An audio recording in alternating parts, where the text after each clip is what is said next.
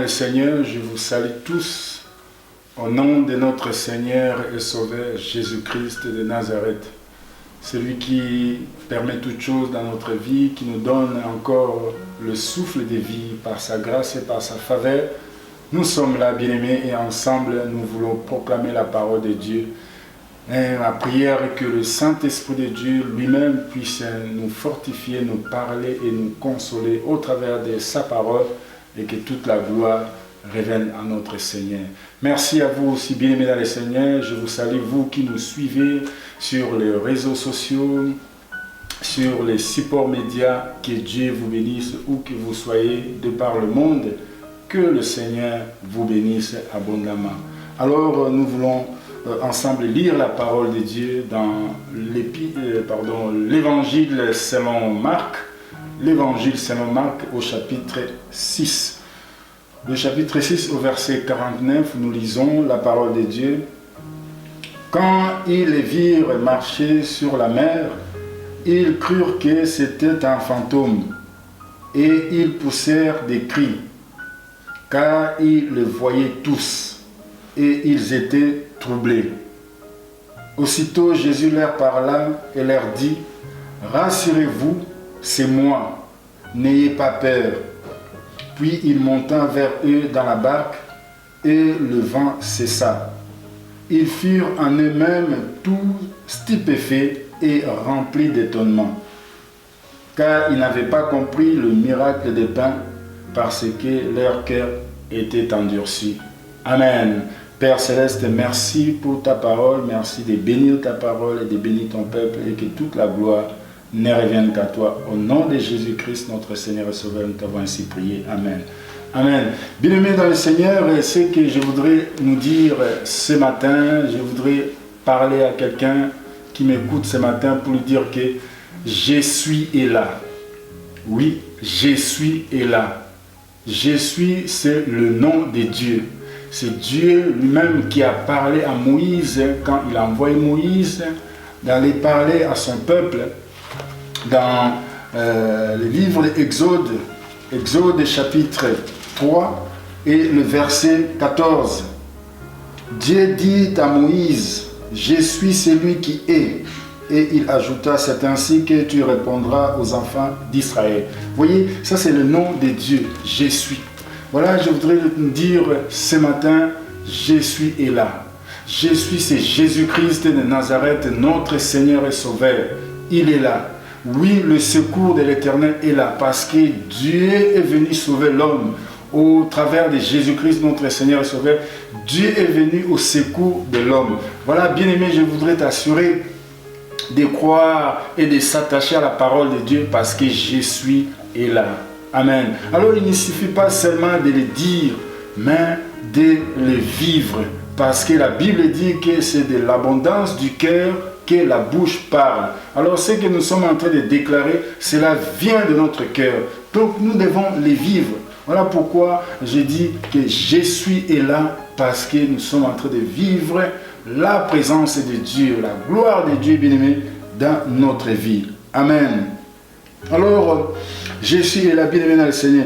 Je disais que par la parole de Dieu que nous venons de lire, nous voyons comment Dieu était avec les disciples, comment le Seigneur marchait avec les disciples, et à un certain moment, les disciples l'ont vu en train de marcher sur l'eau. Oui, les disciples étaient étonnés, stupéfaits, dans la crainte même, voir que le Seigneur marchait sur les eaux. Bienvenue dans le Seigneur. Voici Dieu, vous voyez, dans ce contexte, les disciples avaient peur. Ils ont cru que c'était un fantôme parce qu'ils ont vu Jésus marcher sur l'eau. La situation, bien aimée, que nous voyons dans ce monde ou même dans notre vie, bien aimée, dans le monde où nous sommes, ou même l'église que nous sommes, nous vivons aussi des situations parfois difficiles et compliquées. Et cela nous effraie. C'est un peu comme dans cette barque qui est en pleine mer, qui était agitée, secouée, voire même battue par des flots. Oui, les disciples étaient dans la crainte. Et dans notre vie, bien-aimés, cela nous arrive aussi. Nous faisons face aux difficultés de la vie, où les choses se présentent mal. Les choses vont de mal en pire. Et on pourra même se poser la question, comment ça se fait que ça fait 1 an, nous sommes toujours dans cette situation? Et la situation ici perdure. Cette situation, bien aimée, que nous connaissons depuis 1 année que nous parlons. Ce sont des questions que nous pouvons nous poser et cela peut nous laisser stupéfaits comme ça, remplis de craintes même. Mais comment, Seigneur, et pourquoi même? Ce sont des questions que nous pouvons nous poser. Mais regardez ce que les disciples ont fait. Oui, ils ont cru que c'était un fantôme. Un fantôme, bien aimé. Le mot fantôme vient du grec fantasme. Fantasmer si vous voulez, le fantasme. C'est quelque chose d'imaginaire. C'est une illusion. C'est comme un trouble de vision comme ça. Oui, on imagine des choses. On pense que c'est ça, mais c'est pas ça. C'est comme des hallucinations. Vous voyez, c'est un peu ce qui s'est passé dans la vie des disciples et ce qui se passe aussi dans notre vie tous les jours, bien aimés. Parfois, on s'imagine des choses. Parfois, on croit à des choses, bien aimés, dans le Seigneur. Mais nous devons tout simplement croire que Jésus est là. Oui, je suis là et il est avec nous, bien aimés, le Seigneur. Vous savez, il y a certaines personnes dans la vie, ils ont même peur du noir. Ou même pour dormir, ils ne peuvent pas dormir sans la lumière. Parce que dès que la chambre est noire, on commence à avoir peur, on commence à imaginer des choses, on commence à croire que le pire va arriver. Non, bien aimé, il n'en est pas ainsi. En tant qu'enfant de Dieu, pensons plutôt à Dieu. Croyons que Dieu est là et il est là et il marche avec nous. Alléluia. Mais pensons plutôt à notre Seigneur Jésus-Christ. Jésus est là. Amen. Le verset 50, bien aimé, qu'est-ce que la parole de Dieu nous dit? Le verset 50. Aussitôt Jésus leur parla et leur dit, rassurez-vous, c'est moi, n'ayez pas peur. Voyez, rassurez-vous, c'est moi, n'ayez pas peur. Ça, c'est la parole d'encouragement que le Seigneur donne aux disciples. Autrement dit, ayez confiance en moi. Il dit, soyez courageux. Une parole d'encouragement, bien aimé, pour que les disciples puissent ne pas avoir une attitude courageuse pour marcher avec le Seigneur, pour continuer à s'attacher à notre Dieu, bien-aimé. Et cette parole nous encourage aussi. La parole que nous venons de lire, bien-aimé, cela nous encourage aussi parce que la parole est là pour nous encourager. Cette parole pour encourager, bien-aimé, son peuple. La parole de Dieu est là pour nous encourager, pour garder, afin de garder la foi en notre Dieu. Plusieurs fois, bien-aimé, dans le Seigneur, Dieu parle à Josué. Josué au chapitre 1er, plusieurs fois, le Seigneur parle à Josué, il dit, fortifie-toi, prends courage. Oui, la parole de Dieu est là pour nous fortifier et la parole de Dieu est là, bien aimé, pour nous encourager afin que nous puissions prendre du courage. Le Seigneur rassure ses disciples, il dit, rassurez-vous, c'est moi. Oui, c'est moi. C'est une déclaration pour rassurer les disciples que Jésus est là. Oui, c'est lui qui est. C'est Dieu, il est là. Oui, c'est ça le nom de l'Éternel. Dieu rappelle tout simplement aux disciples, mon nom, je suis là avec vous. N'ayez pas peur, n'ayez pas crainte, je suis là avec vous. Bien-aimés, dans cette situation, Jésus est là. Jésus est là. Jésus-Christ de Nazareth, notre Seigneur et Sauveur, est là. Dans notre situation difficile que nous sommes en train de traverser actuellement, notre Seigneur et Sauveur, Jésus-Christ de Nazareth, bien-aimé, il est là. Alors, imaginez que Jésus est là. Et si Jésus est là, bien-aimé, il ne nous laissera pas dans ces situations. Dieu est là pour nous fortifier. Il est là pour nous assister, même si le moment est difficile. En fait, il est là pour nous tirer de l'affaire.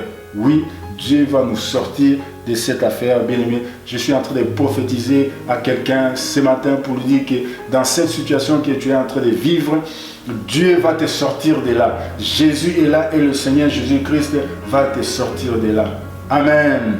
Alléluia. Oui, bien-aimés, nous devons imaginer que le Seigneur est avec nous. Au lieu d'imaginer les pires, au lieu d'imaginer que les choses ne vont pas aller, imaginez non que le Seigneur est là. Et quand le Seigneur est avec nous, les choses vont aller et aller mieux. Bien sûr, même si nous sommes en train de vivre un moment d'épreuve, mais nous savons que notre Seigneur est là. Nous devons avoir cette pensée. La Bible déclare que ayez le sentiment qui était en Jésus-Christ. Philippiens chapitre 2, le verset 5 nous le dit. Ayez le sentiment qui était en Christ. Voilà les sentiments que nous devons avoir, bien-aimés. Ce n'est pas des sentiments de peur, ce n'est pas des sentiments de doute, ce n'est pas des sentiments de crainte, mais des sentiments qui étaient en Jésus-Christ. Parce que notre Seigneur Sauveur, il est le vainqueur de Golgotha, parce qu'il a vaincu la mort. Amen. Il est là, bien-aimé. À savoir que quand nous imaginons des choses, nous avons des mauvaises pensées. Il faut savoir que nos pensées, bien-aimés, affectent nos émotions ou nos sentiments. Et nos sentiments vont affecter notre attitude ou notre comportement. Cela va influencer maintenant notre comportement. Et nous risquons de faire des choses. Après, on va se poser des questions. Mais pourquoi est-ce qu'on a fait cela? Oui, parce que nous avons été animés par un mauvais esprit. Nous avons été animés par des pensées mauvaises, par des sentiments mauvais. Voilà pourquoi nous sommes passés à l'acte. Donc nous devons toujours faire très attention à ce que nous imaginons, à ce que nous pensons, bien aimés, dans le Seigneur. Ayez les sentiments qui étaient en Jésus-Christ, notre Seigneur et Sauveur. Regardez ce que la parole de Dieu nous dit dans le psaume. Le psalmiste dit que dans le psaume 23, voyons ce que la parole de Dieu nous dit. Psaume 23. Oh, j'aime bien ce psaume. J'ai du mal à s'en penser parce que c'est la parole de Dieu. Et le verset 4. Qu'est-ce que nous dit le psalmiste? Il dit, quand je marche dans la vallée de l'ombre et de la mort, je ne crains aucun mal, car tu es avec moi, ta houlette et ton bâton me rassurent. Amen. Il dit, quand je traverse la vallée de l'ombre et de la mort, je ne crains aucun mal, car tu es avec moi. Oui, je suis là, bien-aimé dans le Seigneur. Je suis là et il est avec nous. Même quand nous traversons la vallée de l'ombre et de la mort, il est là et il nous secourt. Amen. Alors, bien-aimé dans le Seigneur, puisque notre Seigneur est avec nous, cela doit nous donner de l'assurance. Oui, nous devons être rassurés parce que le Seigneur est avec nous. Nous devons bannir la crainte, bannir le doute. Oui, bien-aimé dans le Seigneur, parce que Dieu est avec nous. Ou alors, nous devons aussi nous poser des questions. Est-ce que nous sommes avec lui? Est-ce que nous sommes avec lui? Parce que lui, il est avec nous. Lui, il est venu vers nous. Il n'a pas entendu que nous venons vers lui. C'est lui qui a quitté son trône de gloire. Il est venu vers nous. Voyez, la parole qui a été faite chair. C'est Dieu lui-même, bien-aimé, est venu parmi les hommes. Et regardez la question que le Seigneur a posée aux disciples. Pour nous rassurer, bien-aimé, qui est avec nous. Matthieu chapitre 16. Matthieu chapitre 16 et le verset 13. Qu'est-ce que le Seigneur nous dit? Jésus étant arrivé dans le territoire de Césarée de Philippe, demanda à ses disciples, qui dit-on que je suis, moi, le Fils de l'homme? Oui, qui suis-je dans d'autres versions? Le Seigneur pose la question aux disciples. Qui suis-je au Dieu des hommes? Bien-aimés dans le Seigneur, nous devons savoir que Jésus est là. Et alors, rassurons-nous que Jésus est avec nous et nous aussi, nous sommes avec lui. Alléluia. Parce que le Seigneur voudrait savoir aussi si les disciples savaient réellement qui il était. Et si les disciples étaient avec lui. Voilà, il les a posé la question. Et là, Pierre a répondu, oui, tu es le Christ, le Fils de Dieu vivant. Waouh, c'était la révélation, bien-aimé dans le Seigneur. Pierre a été révélé que c'est Jésus-Christ, le Fils de Dieu vivant. Le Christ, le Sauveur, c'est lui, le Sauveur de l'humanité, le Sauveur du monde. Et le Seigneur a dit à Pierre, moi je te dis que tu es Pierre, et sur cette pierre, je bâtirai mon église. Vous voyez, quand nous sommes avec Jésus, quand Jésus est avec nous et nous sommes avec lui, Jésus nous révèle nous-mêmes qui nous sommes. Parce que des fois, nous ne savons même pas qui nous sommes. Jésus nous révèle qui nous sommes. En lui, bien sûr, il nous montre qui nous sommes. Et je voudrais te dire, mon frère et ma sœur, celui qui m'écoute, que tu es ce que Dieu dit que tu es. Amen. Oui, les hommes peuvent dire des choses sur toi, ou toi-même tu peux dire des choses sur toi, ou tes diplômes peuvent dire des choses sur toi, ou ton argent, ou tes biens peuvent façonner ta vie, dire des choses sur toi. Mais je voudrais te dire que tu es ce que Dieu dit que tu es. Alléluia. Alors que personne ne te trompe, bien-aimé dans le Seigneur. Que personne ne te méprise parce que tu as de la valeur aux yeux de Dieu. Oui, même si, je disais autrefois, tu as raté l'examen de conduite ou l'examen, peu importe ce que tu as raté, et même si tu as raté cela plusieurs fois, mais tu es ce que Dieu dit que tu es. Regardez, pour comprendre ce que Dieu dit en nous, ce que Dieu dit pour nous. Genèse chapitre 12. Savons ce texte, comment le Seigneur a parlé à Abraham. Genèse chapitre 12.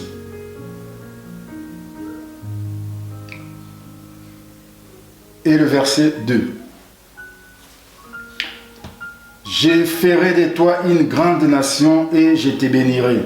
Je rendrai ton nom grand et tu seras une source de bénédiction. Amen. Je ferai de toi une grande nation, je te bénirai, je rendrai ton nom grand et tu seras une source de bénédiction. Donc tu es ce que Dieu dit que tu es. On peut encore avancer, Genèse au chapitre 17 et le verset 7. Tu es ce que Dieu dit que tu es. Regarde maintenant ce que Dieu dit que tu es. J'établirai mon alliance entre moi et toi, et tes descendants après toi, selon leur génération. Ce sera une alliance perpétuelle en vertu de laquelle je serai ton Dieu et celui de ta postérité après toi. Amen. Tu es ce que Dieu dit que tu es. Alléluia.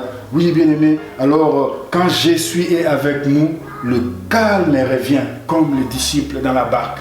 Quand Jésus est avec eux, quand Jésus est monté sur la barque, le calme est revenu. Vous voyez, dans notre vie aussi, quand Jésus est là, Jésus est là, le calme, bien-aimé, revient. Le vent contraire cesse, les difficultés cessent, la mort s'arrête. Oui, la mort va s'arrêter parce que Jésus a vaincu la mort. Les difficultés cessent, les solutions arrivent, bien-aimé dans le Seigneur, et les problèmes s'arrangent. Alléluia. Oui, les problèmes s'arrangent. Pourquoi? Parce que le miracle s'est opéré. Oui, parce que Dieu a opéré le miracle, bien-aimé dans le Seigneur. Dieu opère des miracles, c'est pour nous. Les miracles, c'est pour nous. Regardez le verset 22, verset 52, pardon, dans notre texte initial, Marc, au chapitre 6, le verset 52, quand il dit « Car ils n'avaient pas compris le miracle de pain parce que leur cœur était endurci. » Vous voyez, ils n'avaient pas compris le miracle de pain parce que leur cœur était endurci. Bien-aimé dans le Seigneur. Oui, Marc nous parle des miracles. Beaucoup de miracles, Marc nous parle dans son récit. Savoir que le récit de Marc ici, de Jean-Marc, c'est Paul, c'est l'évangile, on peut dire de Pierre, pardon. C'est Pierre qui a dicté cela à Jean-Marc et Jean-Marc a écrit. Donc l'évangile selon Marc, c'est Pierre. Parce que Pierre, l'apôtre Pierre a vécu avec le Seigneur Jésus-Christ. Et on voit ici comment Marc donne vraiment des détails sur les miracles que le Seigneur a fait. Beaucoup de miracles. Et il en fera encore, bien-aimé, dans ta vie. Jusqu'au dernier chapitre, le chapitre 16, il dit que voici les miracles qui accompagneront ceux qui auront cru. Oui, toi, mon frère, ma sœur, qui a cru à Jésus-Christ comme Seigneur et Sauveur, parce que tu l'as accepté. Voyez, tu l'as accepté comme Seigneur et Sauveur dans ta vie. Et voici les miracles qui vont t'accompagner. Toi aussi, bien-aimé, tu es béni de Dieu. tu es une source de bénédiction. Parce que le miracle que le Seigneur a accompli, tu es aussi capable de le faire. Mais ici, les disciples ont manqué de discernement, ils n'ont pas compris le miracle du pain. Un peu plus tôt, Marc chapitre 6, là, on parle comment Jésus a multiplié le pain, les 2 poissons et les 5 pains. Plus de 5000 hommes ont mangé. On parle que de 5000 hommes. Si on rajoute les femmes et les enfants, ça fera encore beaucoup plus de monde. Mais c'était un miracle extraordinaire. Oui, le vent qui a cessé. Le vent a cessé et ils ont vu comment il a marché sur l'eau.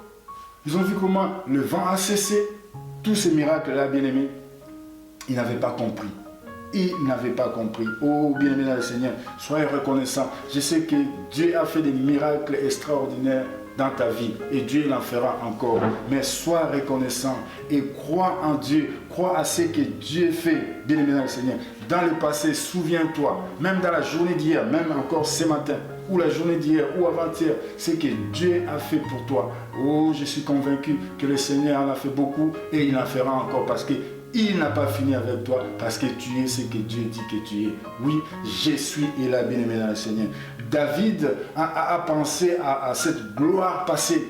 Comment il s'est battu contre l'ours et le lion, comment il a vaincu ces animaux-là qui ont une force mais extraordinaire. Mais comment David, un jeune homme de 17 ans, les a vaincus. Et quand il était devant Goliath, David pouvait oser. Oui, la parole de Dieu en toi, bien-aimé, va te donner de l'audace. Tu vas te lever et tu vas combattre les Goliaths de ta vie et tu vas les vaincre au nom de Jésus. Là aussi, je prophétise pour toi, mon frère, ma sœur.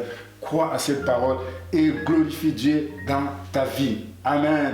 Marche dans le principe de sa parole. Marche dans l'obéissance. Ne ferme pas ton cœur parce que quand ils n'ont pas compris le miracle du Père bien-aimé, c'est comme ce monde qui est renfermé, qui ne veut pas écouter la parole de Dieu, qui rejette Dieu. Et quand les difficultés arrivent, on se pose la question, mais où est Dieu? Mais on a rejeté Dieu. Le monde a rejeté Dieu.